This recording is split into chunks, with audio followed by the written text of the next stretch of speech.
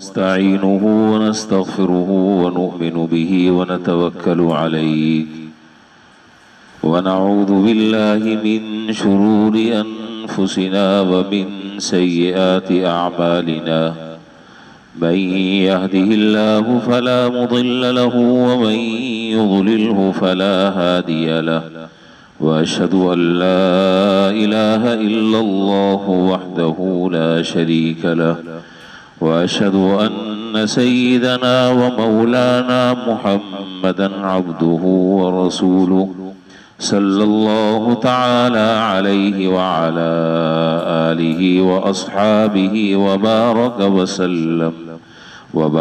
व सल्लम तस्लीमन कसीरन कसीरा।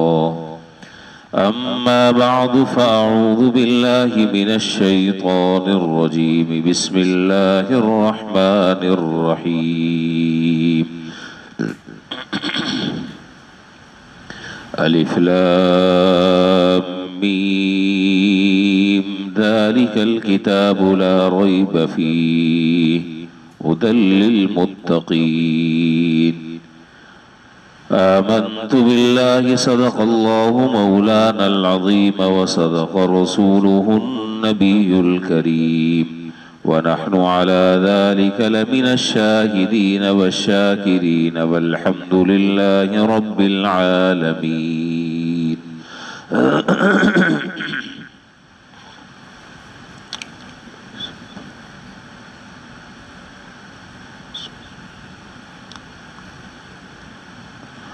अज़ीज़ान मोहतरम व बरादरान अज़ीज़,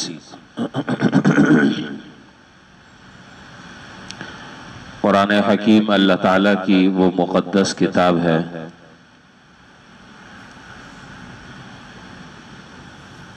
कि जिसको नाजिल करने के लिए अल्लाह ताला ने रमज़ान मुबारक के महीने का इंतखाब फरमाया और ये कुरान करीम का जिंदा जावेद मौजिज़ा है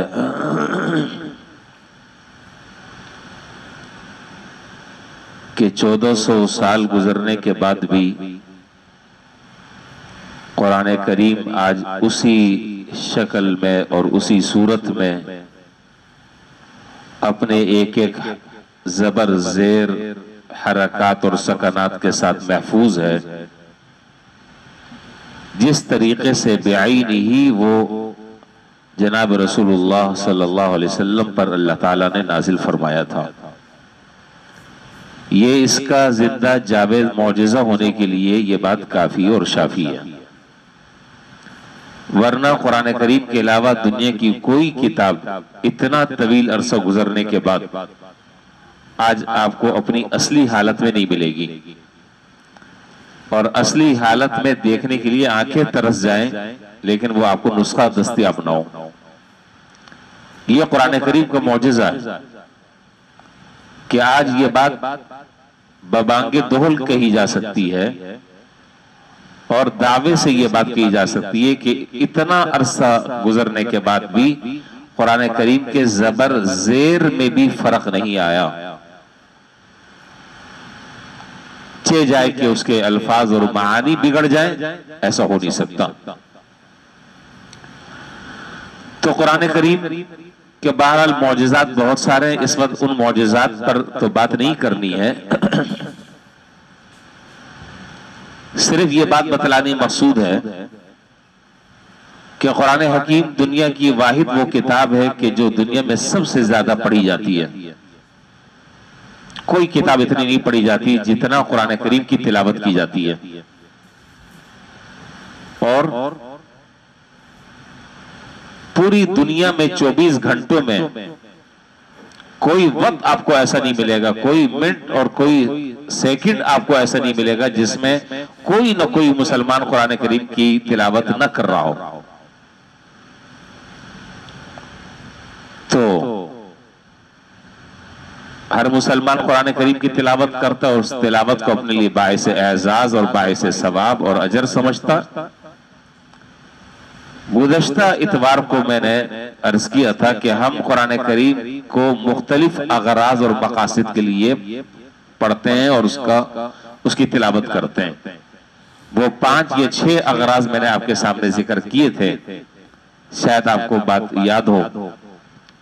मुख्तलिफ अगराज और मकासद के लिए हम कुरान करीम की तिलावत करते हैं। लेकिन आखिर में मैंने ये सवाल किया था और मैंने कहा था कि इंशाअल्लाह अल्लाह ताला ने मौका दिया तो अगले हफ्ते इस बात का हम जवाब देंगे कि खुद कुरान करीम से भी पूछा जाए कि कुरान करीम किस सब्जेक्ट की किताब है, उसका अपना मौजू क्या है, उसकी अपनी गर्ज व गायत क्या है, ये कुरान करीम से खुद पूछा जाए। तो जब कुरान करीम से पूछा तो कुरान करीम ने यही जवाब दिया कि हुदल लिल मुत्तकीन, ये किताब जो है वो मुत्तकियों के लिए हिदायत है, ये किताब मुत्तकियों के लिए हिदायत है। यानी ये किताब हिदायत है, हुदल लिन्नास भी है, हुदल लिल मुत्तकीन भी है। अपने खिताब के एतबार से हुदल लिन्नास है और नफे के एतबार से हुदल लिल मुत्तकीन है। अब ये इतने छोटे से जुमले को पता नहीं आप समझ पाए कि नहीं। कुरान करीम अपने खिताब के एतबार से हुदल लिन्नास है। ये कुरान करीम क़यामत तक के आने वाले लोगों के लिए हिदायत का जरिया है। ये कुरान खुद कह रहा है अपने बारे में। लेकिन हम देखते हैं कि बहुत सारे लोग कुरान करीम की तिलावत भी करते हैं लेकिन फिर भी गलत काम करते हैं। नमाज पढ़ते हैं, गलत काम करते हैं। हालांकि ये मोटा सा एक इश्काल और एतराज है। लोग ये एतराज करते हैं कि जी फलां आदमी जो है वो नमाज ही पढ़ता है, गलत गलत बयानी भी करता है, गलत काम भी करता है, 2 नंबरी भी करता है। हालांकि कुरान हकीम ने नमाज की खासियत ये बयान की कि इन्न सलात तन्हा अनिल फहशाई वल मुनकर, कि ये नमाज जो है तुम्हें बेहयाई से और बुरे कामों से रोकेगी, ये रोकने वाली है। लेकिन इसकी क्या वजह है कि एक आदमी रुक नहीं रहा, गलत सलत सारे काम कर रहा है, उल्टे सीधे सारे काम कर रहा है, नमाज भी पढ़ रहा है पाबंदी से। तो फिर नमाज ने तो उसको बेहयाई के काम से नहीं रोका, तो खुदा न खास्ता अल्लाह न करे क्या नमाज में कोई मसला है? तो उसका जवाब आमतौर पर यह दिया जाता है कि भाई नमाज की जो खासियत है वो तो खासियत आज भी वही है कि ये नमाज इंसान को बेहयाई और बुरे कामों से ये नमाज रोकती है। लेकिन यहां पर सवाल ये पैदा होता है कि आया इस आदमी ने नमाज को उस नमाज के तरीके से भी पढ़ा कि नहीं? उस नमाज के पढ़ने में जिन चीजों की रियायत रखनी जरूरी थी, जिन आदाब और जिस खुशू और खुदू को सामने रखना था, आया उसका लिहाज भी रखा कि नहीं रखा? अगर इस सवाल का जवाब तलाश करें तो जवाब जो है वो नफी में आपको मिलेगा। तो जाहिर है कि फिर वो खासियत और उसका असर कैसे जाहिर होगा? जाहिर तो उस वक्त होगा कि जब नमाज को नमाज के तरीके से पढ़ा जाए। तो ये मैंने आपको एक मिसाल दी। अब मैं इसी बात की तरफ आ रहा हूं कि कुरान करीम हिदायत तो है सब तमाम के तमाम लोगों के लिए, क़यामत तक के आने वाले इंसानों के लिए हिदायत है। लेकिन खास तौर पर इस हिदायत का फायदा उन लोगों को होता है जो तक़वे वाली जिंदगी गुजारते हैं, जो अल्लाह ताला की मानकर जिंदगी गुजारने का आहद और इरादा करते हैं। यह कुरान उनके अंदर एक तारीखी इनकलाब पैदा कर देता है।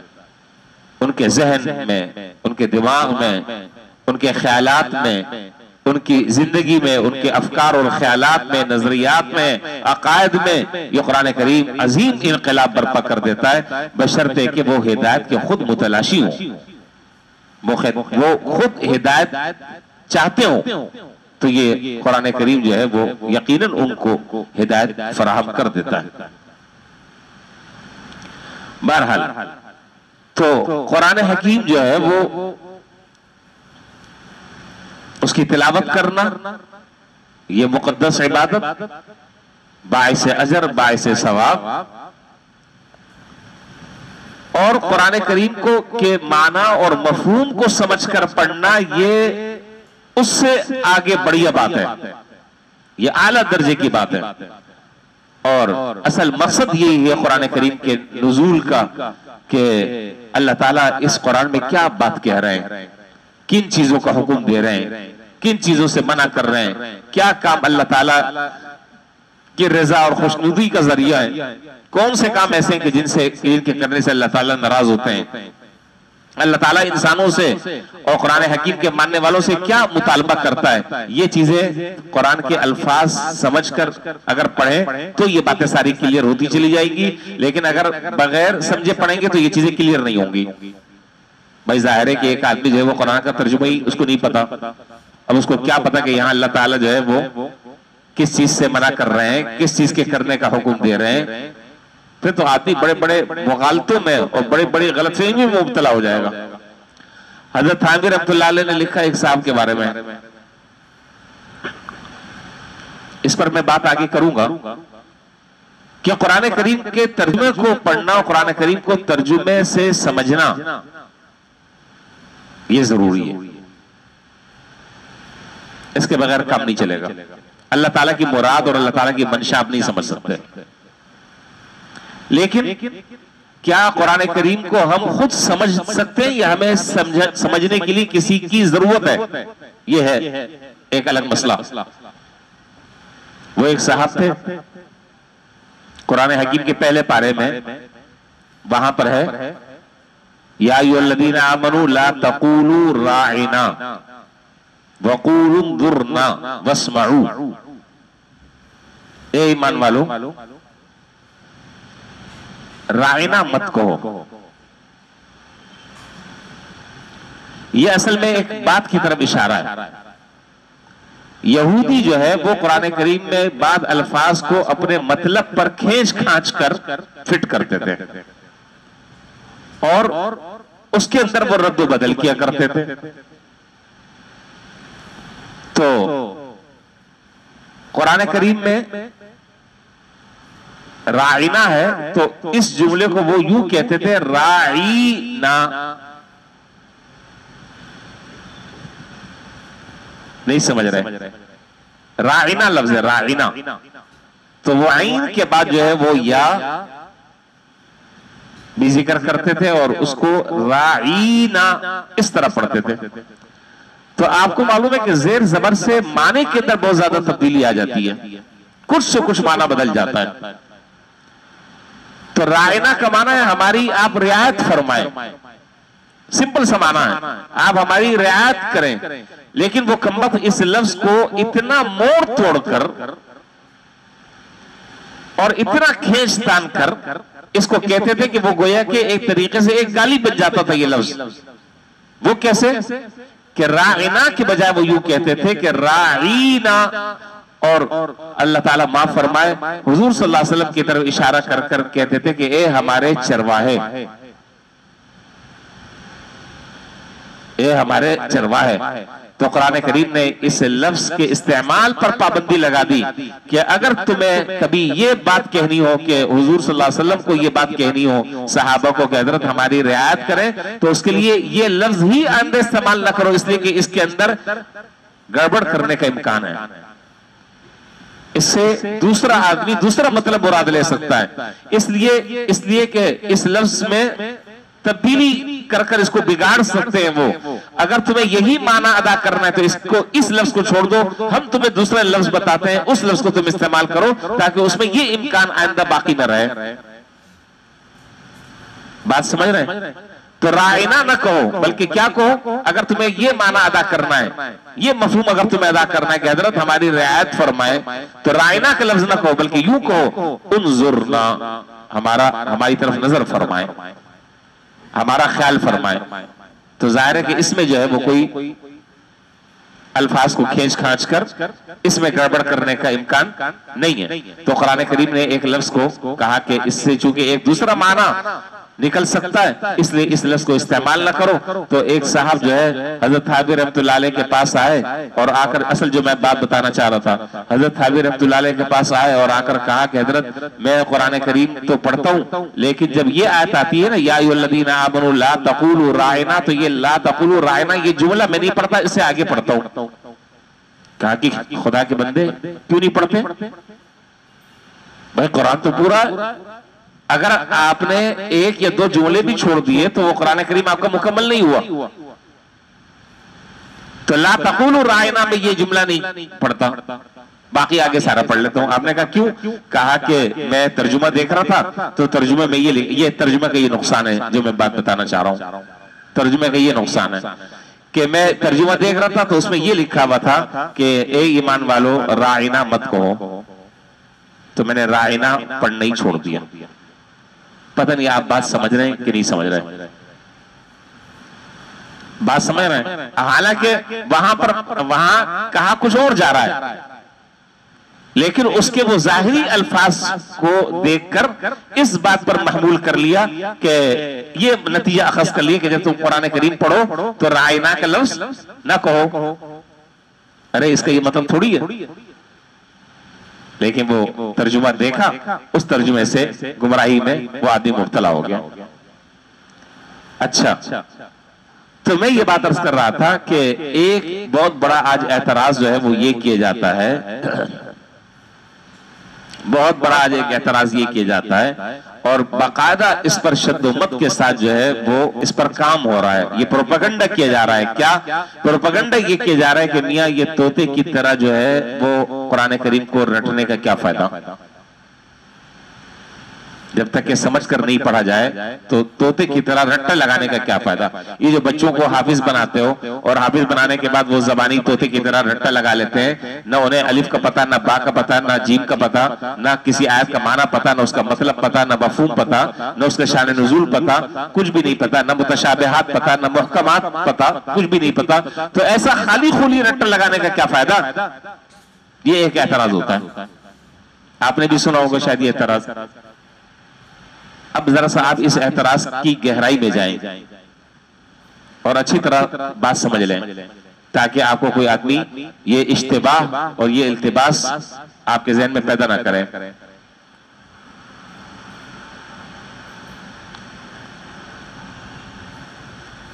ये दर हकीकत एक बहुत बड़ी चाल है मुसलमान को कुरान करीम की तिलावत से दूर करने की।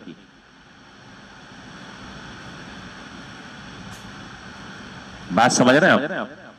ये बहुत बड़ी चाल और साजिश है कि मुसलमान का ताल्लुक कुरान से कट जाए।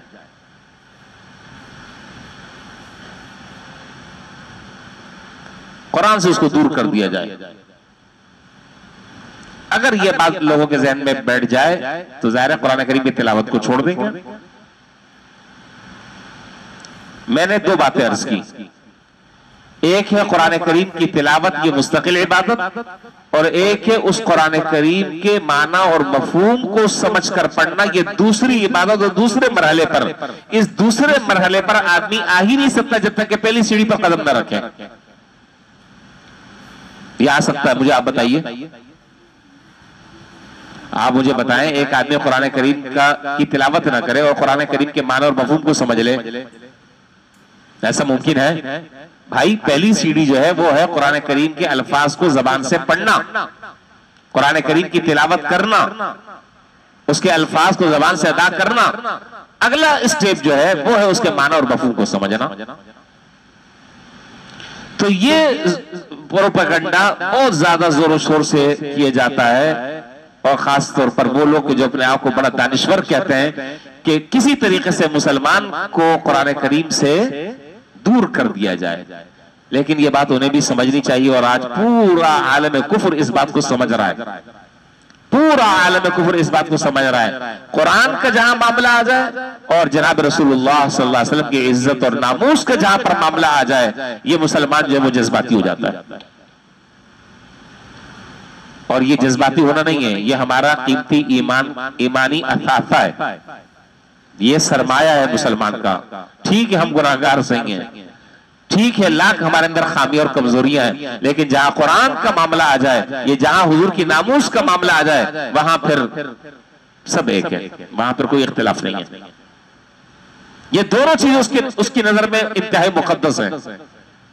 कुरान हकीम आप देखें, खुदा न खास्ता अल्लाह न करे, अल्लाह न करे, अल्लाह न करे मेरे मुंह में खाक हो, कहीं कुरान करीम के नुस्खे को कोई जला रहा हो या कुरान करीम की कोई बेअदबी कर रहा हो, पूरी दुनिया सरापा एहतजाज बन जाती है।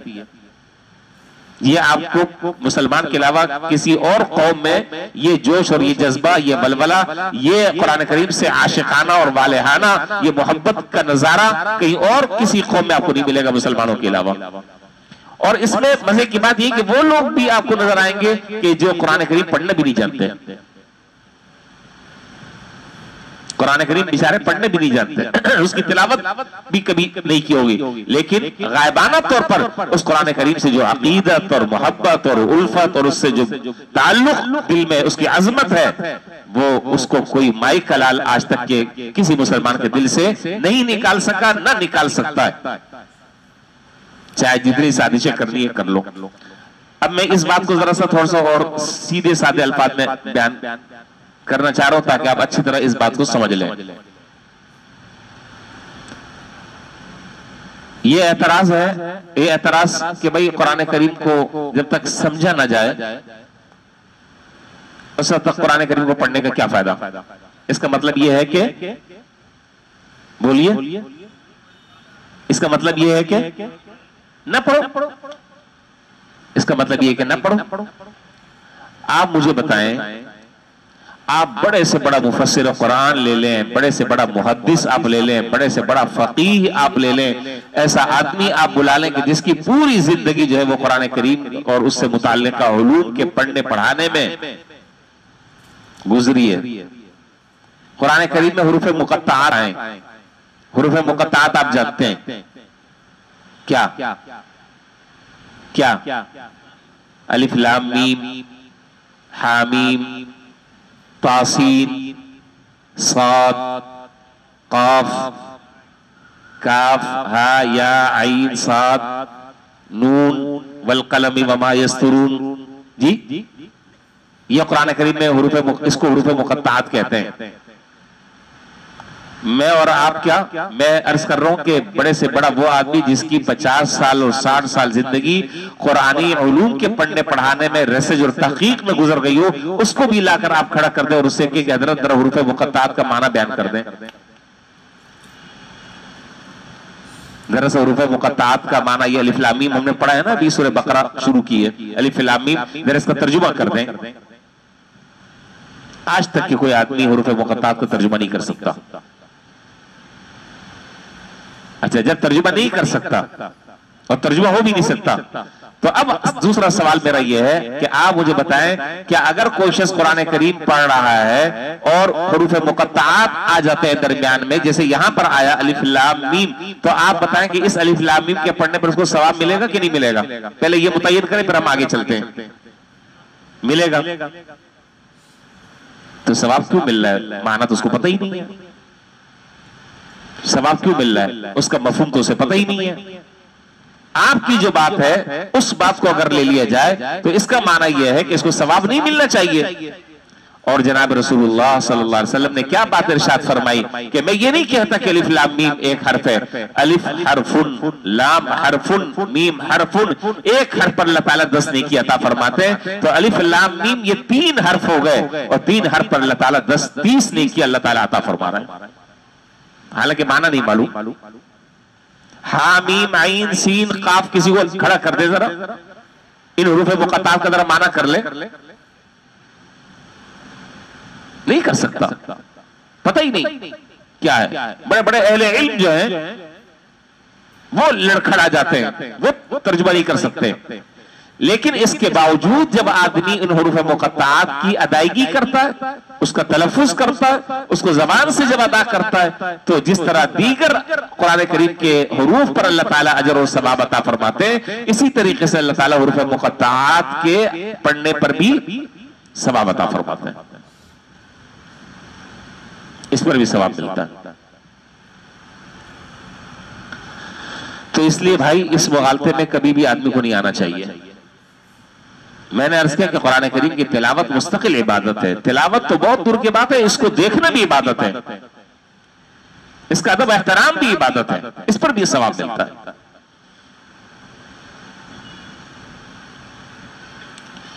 शैतान लफ्ज कैसा है? शैतान लफ्ज किसी को अल्लाह ना करे कोई आदमी कह दे तो अगला आदमी का रिएक्शन क्या होगा? जूते मारेगा। जी, फिरौन लफ्ज कैसा है? कोई पसंद नहीं करता। इब्लीस लफ्ज कैसा है? कोई पसंद नहीं करता। लेकिन जब ये अल्फाज कुरान में आ रहे हैं तो इन अल्फाज के पढ़ने पर भी हर पर 10-10 नेकी मिल रही है। अजीब बात है। जब ये कुरान का हिस्सा बन रहे हैं और आदमी कुरान पढ़ रहा है, फवस्वसा इलैहि शैतान क़ाल या इब्लीस मा मनाअका, है अल्फाज नहीं है कुरान में, व हामान व फिरऔन व क़ारून, कुरान में नहीं है। वैसे अगर आप ये लफ्ज किसी को कहें तो वो आपकी पिटाई करेगा। लेकिन जब ये अल्फाज कुरान का हिस्सा बन रहे हैं और कुरान की तिलावत करते वक्त जब ये अल्फाज आ रहे हैं तो उसके पढ़ने पर न ये कि गुनाह मिल रहा है बल्कि उनके पढ़ने पर सवाब मिल रहा है, अजर मिल रहा है। और हजरत इमाम अहमद बिन हम्बल रहमतुल्लाह अलैह, मुझे तो असल बात आगे बयान करनी है, अभी तो मैं सिर्फ इस तमहीद के अंदर फंसा हूं। हजरत इमाम अहमद बिन हम्बल रहमतुल्लाह अलैह को ख्वाब में अल्लाह ताला की ज़ियारत हुई। हजरत इमाम अहमद बिन हम्बल रहमतुल्लाह अलैह ने अल्लाह ताला से ख्वाब में पूछा कि या अल्लाह, कोई ऐसा अमल आप इरशाद फरमा दें कि जो आपके तकर्रुब का और आपके कुर्ब का जरिया हो, जिससे आपका तकर्रुब नसीब हो जाए। कोई ऐसा अमल आप बतला दें। तो ख्वाब में हक़ ताला जल्ल शानू ने इरशाद फरमाया कि कुरान करीम की तिलावत, इससे बढ़कर मेरा कुर्ब हासिल करने का कोई और रास्ता और तरीका नहीं है। मेरा कुर्ब हासिल करने का इसके अलावा कोई और रास्ता नहीं। तो हजरत इमाम अहमद बिन हम्बल रहमतुल्लाह अलैह ने फिर ख्वाब में अल्लाह ताला से पूछा कि या अल्लाह, ये जो कुरान करीम की तिलावत है जिससे आपका तकर्रुब हासिल होगा, क्या इसको समझकर पढ़ा जाए तो आपका कुर्ब नसीब होगा, ये बगैर समझे पढ़ा जाए तब भी आपका कुर्ब नसीब होगा? फरमाया कि फाहमिन और बिला फाहमिन, चाहे समझकर पढ़ा जाए या बिला समझे पढ़ा जाए, दोनों की दोनों सूरतों में हमारा कुर्ब हासिल हो जाएगा। चाहे समझकर पढ़ा जाए या बिला समझे पढ़ा जाए, दोनों सूरतों में हमारा कुर्ब हासिल होगा। तो मालूम यह हुआ कि और कुरान करीम में 4 पारे में हुजूर सल्लल्लाहु अलैहि वसल्लम के अल्लाह ताला ने जो 4 बैसत के मकासिद बयान किए, उन 4 बैसत के जो मकासिद में सबसे पहले जो मकसद जिक्र किया है वो है यतलू अलैहिम आयाती, आप अपने सहाबा को कुरान करीम की आयतों की पढ़ पढ़ कर तिलावत करते हैं, उनको सिखाते हैं।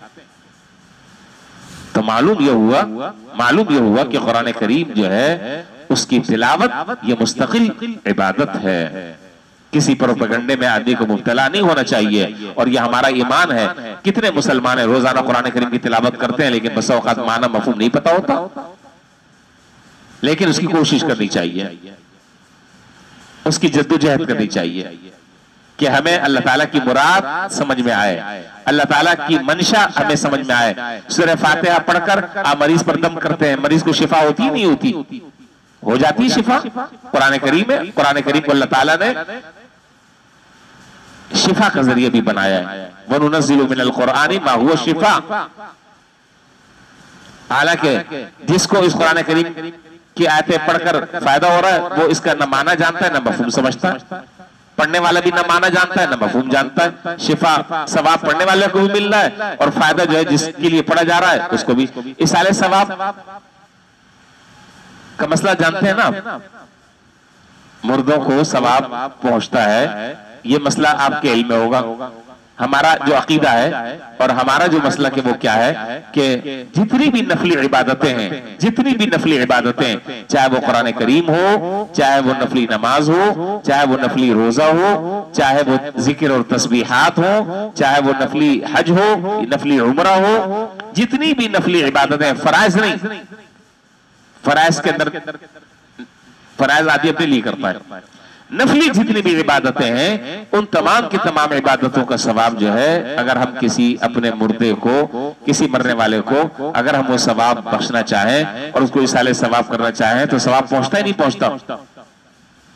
जी पहुंचता है। ये हमारा इज्तिमाई अकीदा, मुर्दे को सवाब पहुंचता है और वो इस सवाब को लेने के लिए बड़ा इंतजार में रहता है और बड़ा इश्तियाक में रहता है कि काश कोई पहुंचाए, कोई सवाब पहुंचाए। अल्लाह अकबर। वो बात मुझे यहां जिक्र तो नहीं करनी थी, लेकिन बात आ गई है तो मैं जिक्र कर देता हूं, फायदे से खाली नहीं है।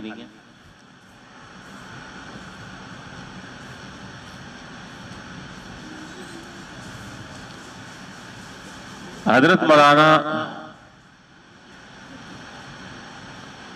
अजीजुर रहमान साहब रहमतुल्लाह अलैह, जो दारुल उलूम देवबंद के, अच्छा चले इससे पहले एक और बात समझ लें। हजरत मौलाना कासिम साहब नानोतवी रहमतुल्लाह अलैह,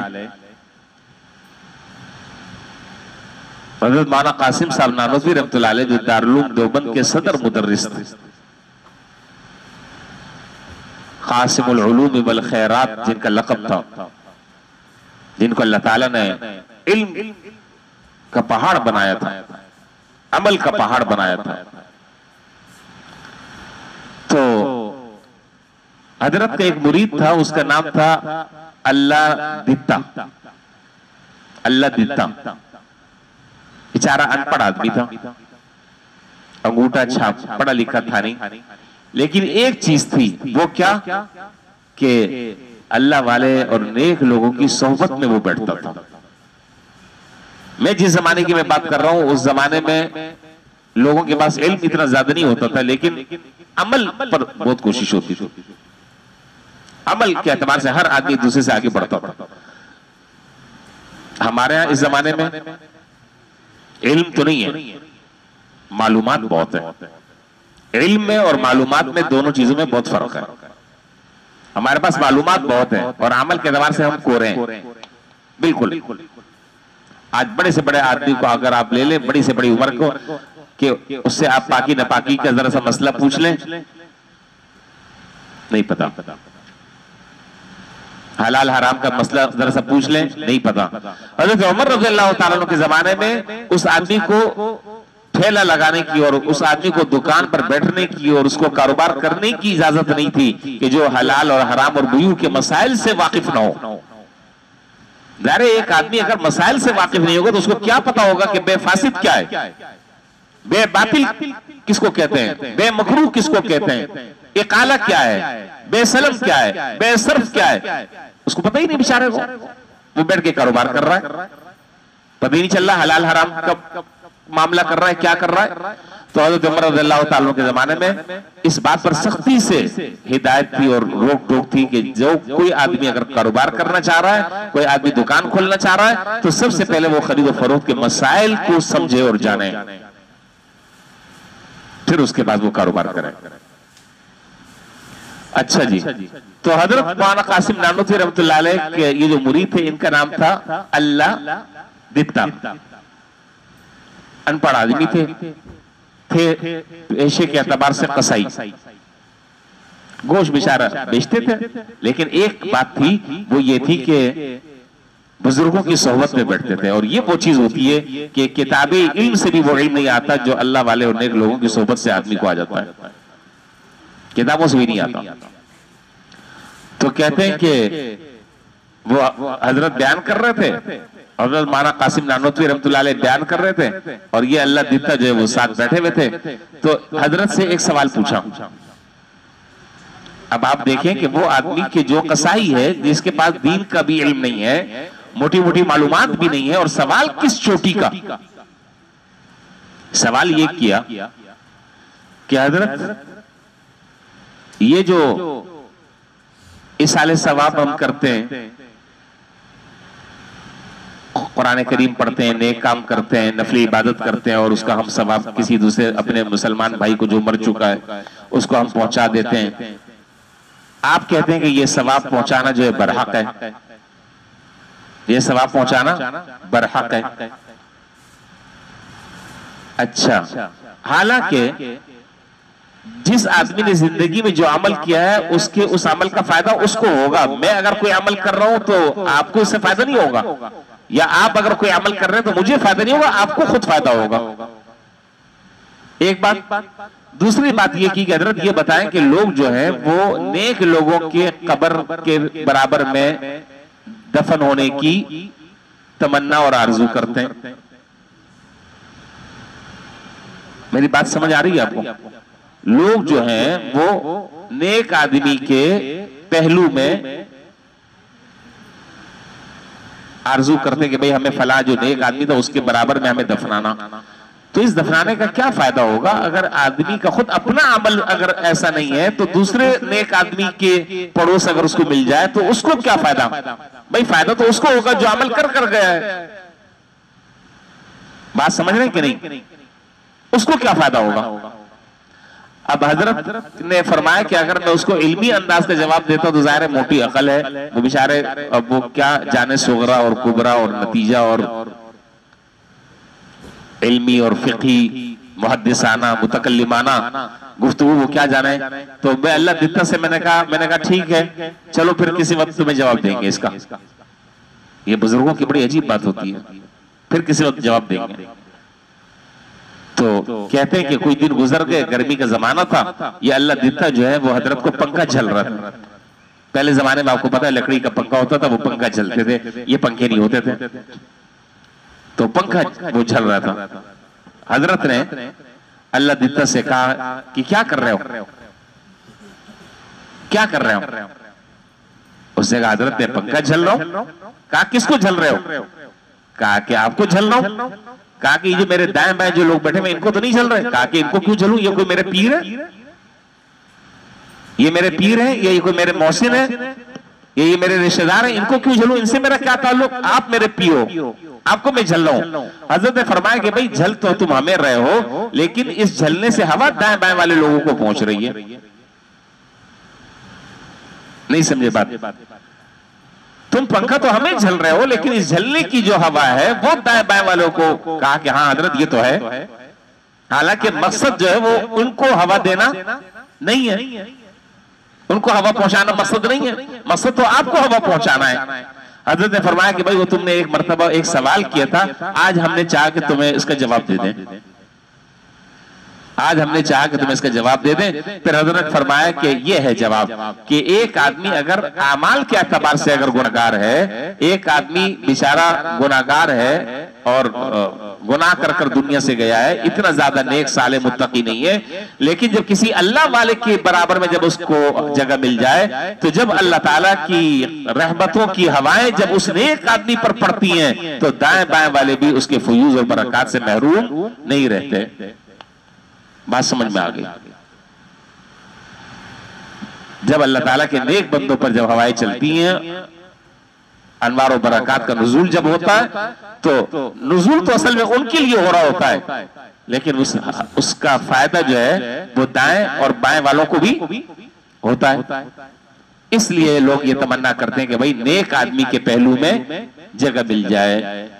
तो मैं बात ये कहां से चली? बात यहां से चली कि हम जो इसाले सवाब करते हैं, हम जो कुरान करीम पढ़ पढ़कर अपने मुर्दों को बख्शते हैं, हमारा अकीदा ये है कि ये बरहक है और मुर्दे को उसका सवाब लाजमी तौर पर पहुंचता है, वो खुश होता है, वो खुश होता है। तो ये जो एतराज है, ये जो सवाल है कि जी कुरान करीम को तोते की तरह रट्टा लगाने का कोई फायदा नहीं, कुरान करीम को तोते की तरह रट्टा लगाने का भी बहुत फायदा है। अगर इस रट्टा लगाने को बंद कर दिया जाता तो आज दुनिया से सारे हाफिज खत्म हो जाते हैं। आज आप देख लें, तरावी में भी देखते हैं आप, छोटा सा बच्चा होता है, जेर जबर पकड़ लेता है, आगे चलने नहीं देता। मजाल है कि आप कितने बड़े आदमी क्यों ना हो, जेर जबर अगर आप क्रॉस कर कर आगे गए आपको जाने नहीं देगा। भाई पहले सही करो, पहले सही करो फिर आगे बढ़ो। ये कुरान का मौजिज़ा। आज अल्लाह ना करे, अल्लाह ना करे, अल्लाह ना करे, आज अगर पूरी दुनिया से कुरान करीम उड़ जाए और खत्म हो जाए, तो 8 साल और 9 साल और 10 साल के बच्चे भी बैठकर उस कुरान करीम को पूरा अव्वल से आखिर तक के लिखवा सकते हैं। जो कुरान करीम का मौजिज़ा है। अगर आप ये कह दें कि जी ज़बानी पढ़ने का क्या फायदा, जब तक ये समझ कर ना पढ़ा जाए, तो फिर तो इस कुरान करीम की हिफाजत कैसे हो? अल्लाह ताला ने इसकी हिफाजत का जिम्मा कैसे लिया है कि इसको दिलों के अंदर और सीनों के अंदर अल्लाह ताला ने इस कुरान करीम को महफूज कर दिया है। दुनिया की कोई किताब आप मुझे बता दें, दुनिया की कोई किताब कि जो इतनी ज़ख़ीम किताब हो, इतनी ज़ख़ीम किताब और उसका एक एक हर्फ जो है वो दूसरे आदमी के सीने में महफूज हो, सवाए इस किताब के। हम तो गलत सलत भी पढ़ते हैं, जानबूझ कर तो कोई भी नहीं पढ़ता, बस औकात जबान अटक जाती है, आदमी नहीं पढ़ सकता। लेकिन बात ऐसे ऐसे भी लोग दुनिया में गुजरे हैं कि अलिफ लाम मीम से लेकर वन्नास तक के किसी एक जगह उनकी अटकन नहीं आती। ऐसे ऐसे लोग भी गुजरे हैं। ये कुरान का मौजिजा नहीं है तो और क्या है। और हर जमाने में अल्लाह ताला ने ये इतनी तादाद बढ़ाई है, इतनी तादाद बढ़ाई है। कमाल है वाकई ये कुरान का। हकीकत ये है कि ये जिंदा जावेद मौजिजा है। और हैरत की बात मैं आपको बताऊं, अभी चंद साल पहले मक्का मुकर्रमा में एक आलमी कॉन्फ्रेंस हुई। उसमें मुख्तलिफ आदाद शुमार उसमें पेश किए गए। साइंस में, टेक्नोलॉजी में, आपको हैरत होगी, साइंस में, टेक्नोलॉजी में पाकिस्तान दूसरे ममालिक में 32वें नंबर पर है।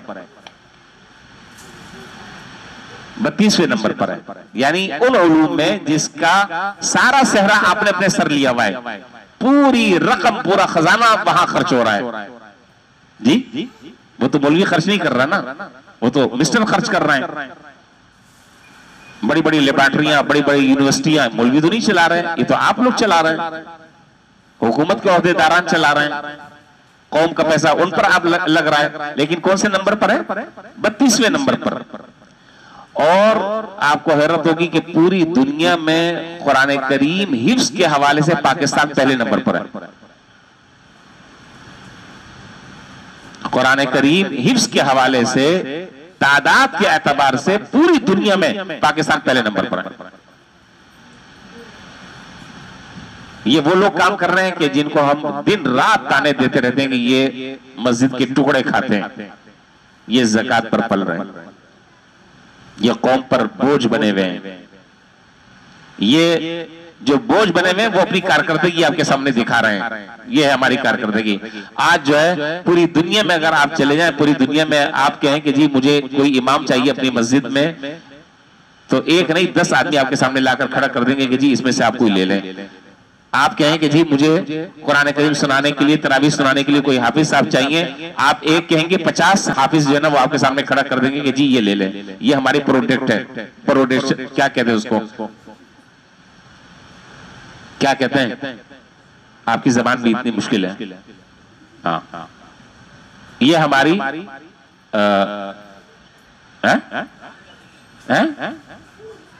ओ भाई कुछ भी है यार, ये कारकर्दगी है हमारी, ये हमारी कारकर्दगी है जी, ये हमारी कारकर्दगी है।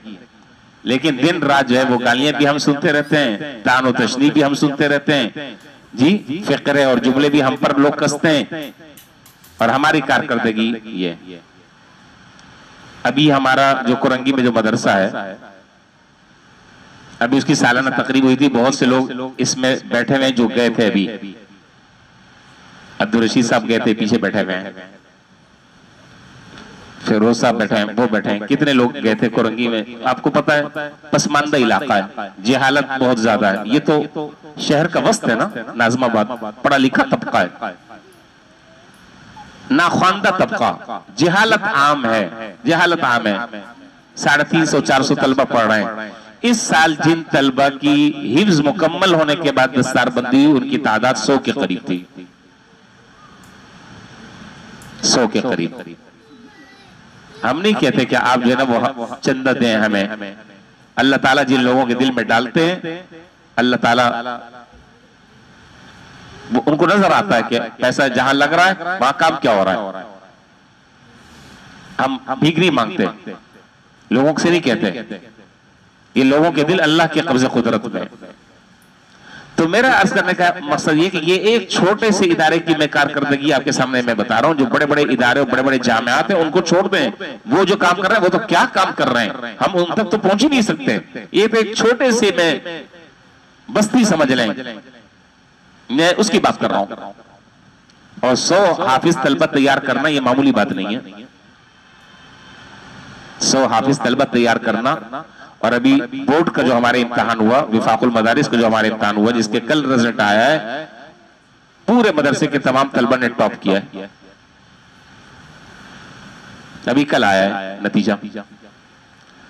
खैर बहरहाल मैं बताना ये चाह रहा हूं, ये बात मैं जिक्र करना चाह रहा हूं कि भाई ये जो कुरान करीम जहां पर पढ़ा जा रहा है, ये कुरान करीम जो पढ़ रहे हैं, ये कुरान करीम को जिन लोगों ने अपने सीने में महफूज किया हुआ है, इनकी कदर करें, इनको इज्जत की निगाह से देखें, इनका एहतराम करें, इनका अदब करें। हो सकता है कि शायद इनकी इज्जत और एहतराम और अदब पर ही हमारी बख्शिश हो जाए।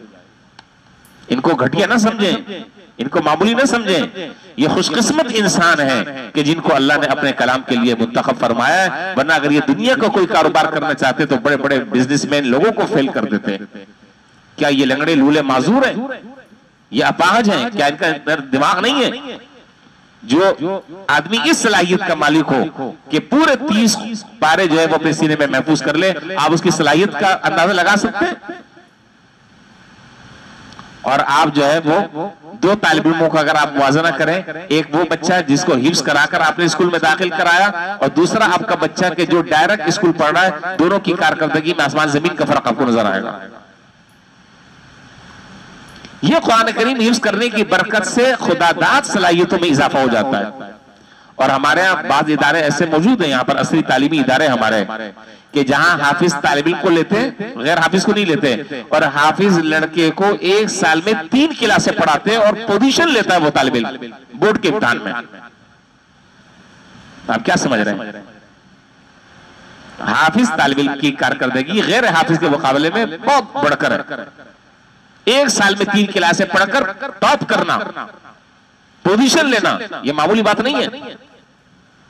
उसकी सलाहियतों में अल्लाह ताला इजाफा कर देते हैं, उसकी इस्तेदाद में अल्लाह ताला इजाफा कर देते हैं, उसका हाफजा अल्लाह ताला बेहतर कर देते हैं, जो आम अपने हम असर लोगों से, हम असर साथियों से बढ़ जाता है आगे।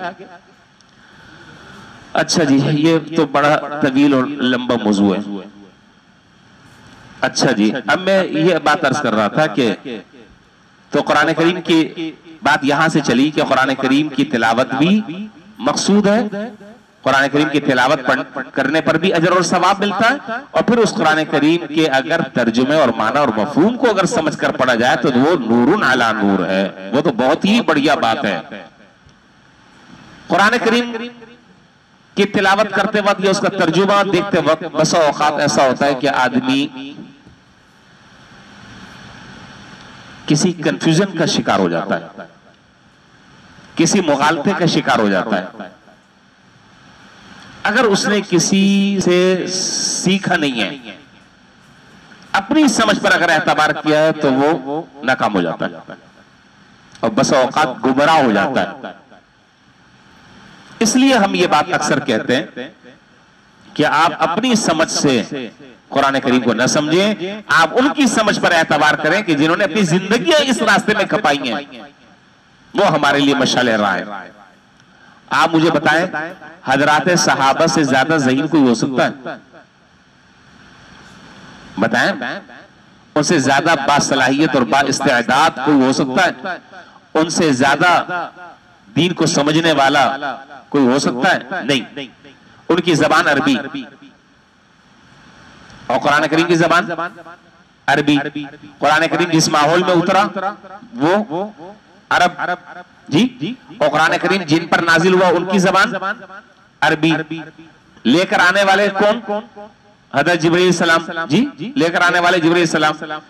कुरान उस माहौल में उतर रहा है, वो उस माहौल को देख रहे हैं, उसके बावजूद भी कुरान करीम पढ़ते पढ़ते पढ़ते पढ़ते हजरात सहाबा को भी बाज जगहों पर ऐसे से मुगालते हो गए कि जनाब रसूलुल्लाह सल्लल्लाहु अलैहि वसल्लम के पास जाकर अपने मुगालते को हल के, वरना मसला हल नहीं हो रहा था।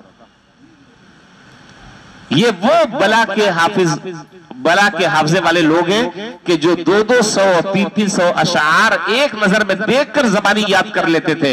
ऊंटों के नस्ब जबानी याद कर लेते थे, घोड़ों के नस्ब जबानी याद कर लेते थे। उनको भी कुरान करीम के समझने में बस औकात मुगालता पेश आया, और वो मुगालता हल बिल आखिर कहां हुआ? जनाब रसूलुल्लाह सल्लल्लाहु अलैहि वसल्लम की खिदमत में गए और आकर आपके सामने उलझन पेश की कि अल्लाह के रसूल, इसमें ये कंफ्यूजन है, मैं इस आयत से ये समझा था, आपने कहा अल्लाह के बंदे ये इसका मतलब नहीं, इसका मतलब ये जो मैं बता रहा हूं। और ऐसे अहादीस में सैकड़ों मिसालें हैं बहुत सारे वाकयात हैं। मुझे तो असल में सच बात ये कि मुझे तो आज वो कुछ वाकयात जिक्र कर कर अपनी बात समझानी थी, लेकिन अब मैं वाकयात पर मैं अब आया हूं और इससे पहले की बातें जो है वो गैर इरादती तौर पर हो गई, लेकिन बहरहाल वो गैर जरूरी बातें नहीं थी, ये सारी बातें जरूरी और अहम और मुफीद बातें थी। उससे भी इंशाल्लाह आपको फायदा यकीनन हुआ होगा। अब तो खैर वक्त बहुत हो चुका है, 2:40 हो चुके हैं। मैं तो तैयार हूं, आप मेरी फिक्र ना करें। मैं तो अभी मजीद 1 घंटा अभी बोलने का की स्टेपनी और पावर मेरे पास है। देखें वो उठ के जा रहे हैं, तो इसका मतलब ये कि वो इशारा कर रहे हैं कि बस बेहतर ये है कि अगर आफियत चाहते हो, नहीं अच्छा आफियत चाहते हो तो बस करो। चले इंशाल्लाह जिंदगी रही तो फिर इंशाल्लाह अगले इतवार को हम यहां से बात शुरू करेंगे। मेरी बात याद रखिएगा, बात हम यहां से शुरू करेंगे बुनियादी तौर पर कि कुरान करीम को समझने के लिए अपनी समझ पर एतमाद करना काफी नहीं है, जब तक कि आदमी इस कुरान करीम को समझने के लिए जितने उलूम, आपको मालूम है कुरान करीम को समझने के लिए कितने उलूम दरकार हैं? कोई आदमी बता दे। 17 उलूम जो है वो कुरान करीम को समझने के लिए चाहिए, उसके अंदर कमाल चाहिए। 17 उलूम के नाम अगर कोई बता दे, मैं अभी 1000 रुपए दूंगा, अभी भी दूंगा 1000। नाम बता दे, सिर्फ तफसील में नहीं जाए, नाम बता दे ये 17 उलूम है, अभी 1000 रुपए ले लो मुझसे। देख लें, मौलवी नहीं देता, मैं दे रहा हूं। मौलवी लेता है, मैं दे रहा हूं, मैं दे रहा हूं। 17 उलूम के ज़बानी नाम बता दें, ये उलूम है, नहीं पता। तो भाई जब हमारी बुनियादी हमारा इल्म जो है वो इस नहज पर हो, तो फिर आदमी को कुरान करीम खुद से समझने की कोशिश नहीं करनी चाहिए। मैं असल जो बात बताना चाह रहा हूं वो ये है कि जिन लोगों ने अपनी जिंदगियां इसमें खपाई हैं, जिन्होंने अपनी उम्रें इसमें लगा दी हैं, जिन्होंने अपनी जिंदगी को ओढ़ना और बिछोना और मकसद इसको बना लिया है, उनकी फहम पर एतमाद करें। वो जो कह रहे हैं उन्होंने कुरान करीम को जिस तरह समझा है वो है तरीका सही, हम क्या समझेंगे, बस ये बात इंशाल्लाह फिर करेंगे। व आखिरु दावाना अल्हम्दुलिल्लाहि रब्बिल आलमीन। अल्लाहुम्मा सल्लि अला सय्यिदिना व मौलाना मुहम्मदिन व अला आलि सय्यिदिना व मौलाना मुहम्मदिन व बारिक व सल्लिम अलैहि। अल्लाहुम्मा अंतस सलाम व मिनकस सलाम तबारक रब्बना व तआलैत या दल जलाली वल इकराम। ए अल्लाह अपने फजल व करम से अपनी रहमत से हमारे गुनाहों को माफ फरमा। या अल्लाह